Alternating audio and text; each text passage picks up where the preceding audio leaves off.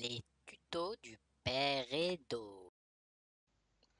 Tchuss, bonjour tout le monde, et aujourd'hui on va présenter en gros comment on utilise OBS face à un Twitch, faut pas que je me plante. Donc voilà, vous pouvez commencer à aller sur la page de OBS, donc obsproject.com, faire un download, une installation, vous suivez tout bien correctement. Ensuite, ce que je vous conseille aussi, c'est de tester donc votre connexion donc avec speedtest.net, speedtest.net pour savoir un petit peu quel est votre bande passante en upload, quand vous envoyez des données sur internet, parce que c'est ça un peu qui va déterminer la qualité de votre live.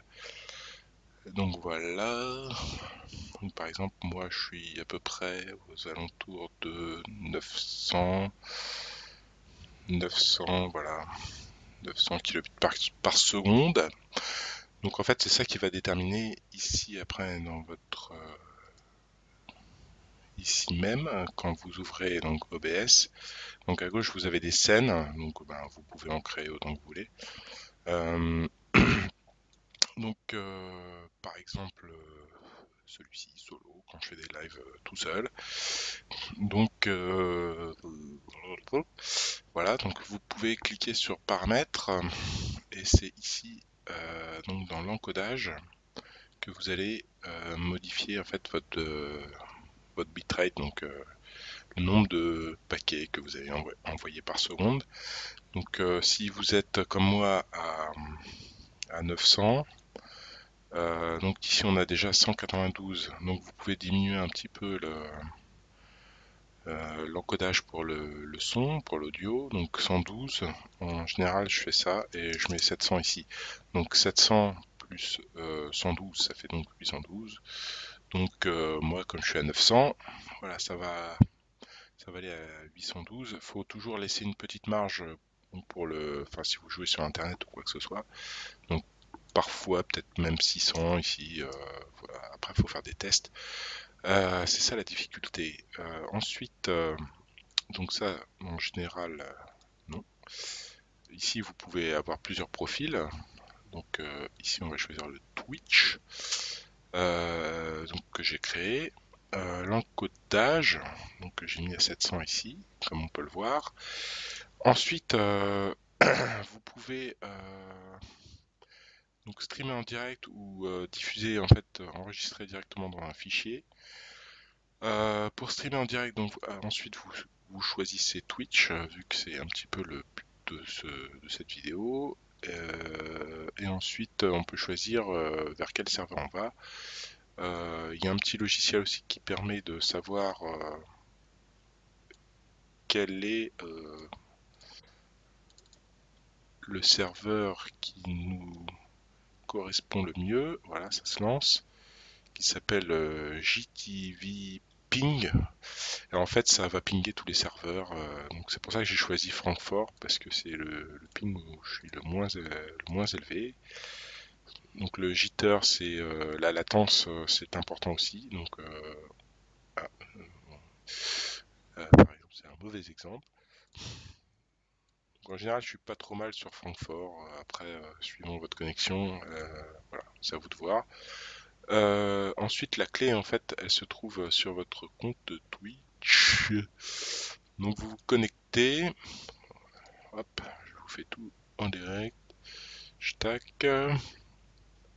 Et vous allez voir directement. Je me rappelle plus bien. Donc, dans votre tableau de bord, je crois bien. C'est là où on pilote tout. Le dashboard en anglais, si vous avez la machin chose. Ensuite, vous avez le stream key. Stream key. Et en fait, c'est cette clé-là. Donc, vous copiez sans l'espace à la fin. Hein. Hop, vous copiez comme un handicapé.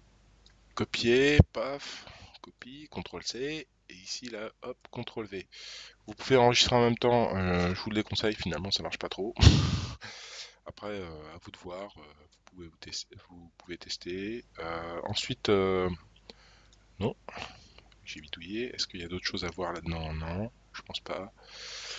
Ensuite, ici, vous pouvez diminuer en fait la résolution. Moi, comme je suis vers les 900, je peux potentiellement faire du 720p en direct. Si vous êtes plutôt vers les 500, vous allez diminuer. Après, vraiment, quand c'est pourri, vous pouvez faire du 480. Donc c'est les voilà les différents. Pour faire du 1080, il faudrait vraiment être, je sais pas moi, à 2 mégas, ce qui est très rare, je pense, sauf si voilà, vous avez la fibre ou je ne sais quoi. Les autres, voilà, vous pouvez mettre vos périphériques audio, votre micro, ou sinon les laisser par défaut, ça prendra ceux de Windows.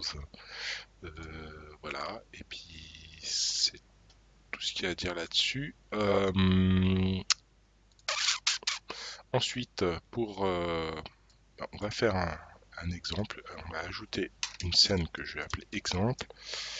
Donc ici, on peut cliquer droit dans les sources pour rajouter les sources. Donc on peut évidemment capturer pas mal de choses. Vous pouvez capturer le jeu, donc voilà le jeu, et ensuite vous choisissez le jeu. Il vaut mieux, si vous diffusez un jeu, passer par là, parce que ça va utiliser les librairies DirectX, etc. Donc ça va être beaucoup plus efficace pour votre live. Ensuite, vous pouvez bon, bah, ajouter périphérique de capture vidéo, ça va être bah, la webcam, coucou. C'est comme ça que j'ai fait moi. Bah, je peux vous montrer sur mon truc, machin chose. On va se voir en waouh. Donc là, je parle d'ici, hein.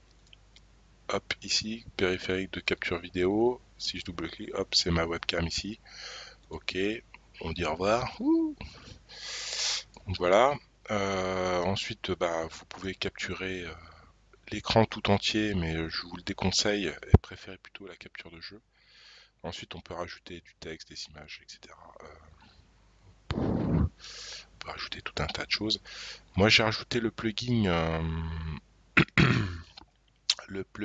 vidéo source qui est présent bah, sur le site de obsproject.com. Vous pouvez le récupérer et ça permet d'avoir hop, un petit onglet en plus, la vidéo, ok, vidéo, et ainsi on peut rajouter des vidéos et tout un tas de trucs, plutôt là, voilà, sur le point d'interrogation, et donc on peut rajouter une vidéo, je ne sais pas laquelle vous voulez. Bon, bref. Hop, comme ça vous pouvez hop, la supprimer et vous pouvez même rajouter d'autres flux. Donc pour supprimer, ben, vous faites supprimer. Ok. Donc on peut rajouter comme ça. Qu'est-ce que je peux vous rajouter moi?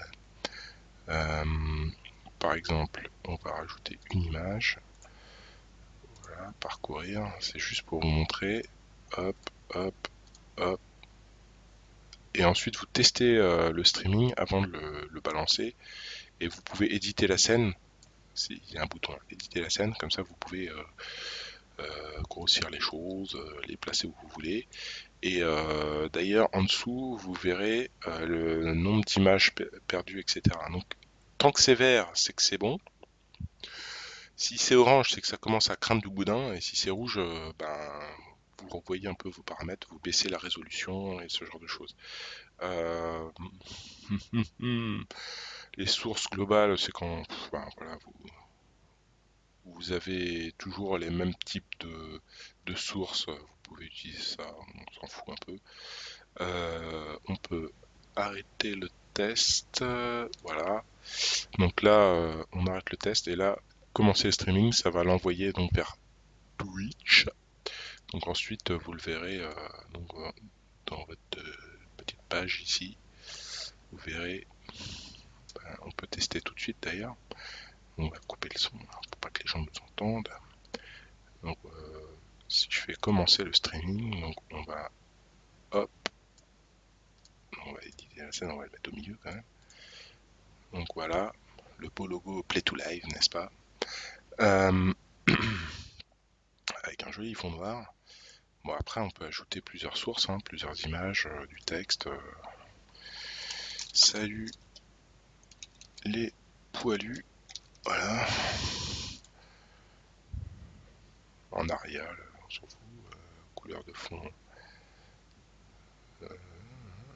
Voilà, ça va faire en blanc. Bah, on voit. Ah non, c'est pas en blanc. C'est Salut les poilus. Ah non, faut rentrer là. Salut les poilus. Ok. Donc là, on va le rediminuer. Bref, vous bidouillez, vous faites votre popote avant le live. Là, évidemment, c'est pas un bon exemple parce que je suis en train de streamer. Là, bah, on peut le voir ici là, sur mon petit Twitch. Salut les poilus. Donc voilà. Quoi dire de plus? Sinon, donc surveillez bien cette ligne qui est en dessous. Je vous conseille d'avoir deux écrans. Ça paraît logique, mais bon, sinon vous voyez pas trop ce que vous faites. Parce que moi j'ai un autre écran là où je vois à tout. Parce que je suis en train de streamer. Donc pareil, vous pouvez lancer plusieurs OBS, ça peut être pratique. Donc dans votre lien vous faites un propriété et à la fin vous faites un espace après le guillemet là et vous faites tirer multi. Comme ça vous pouvez ouvrir plusieurs OBS en même temps. À savoir que quand vous installez OBS, il vous installe la version 64 bits et la version 32 bits. Pourquoi? Parce qu'il y a encore pas mal de drivers de webcam comme la mienne qui sont pas compatibles 64 bits. Voilà. Donc voilà, c'est tout. Si vous avez des questions, n'hésitez pas à venir me voir sur Play2Live, sur le forum ou n'importe où, ou en commentaire sans doute la news que je ferai pour ça, ou sur YouTube ou partout. Bref, voilà, bah, au revoir les poilus, j'ai envie de dire, et puis à bientôt. Ciao.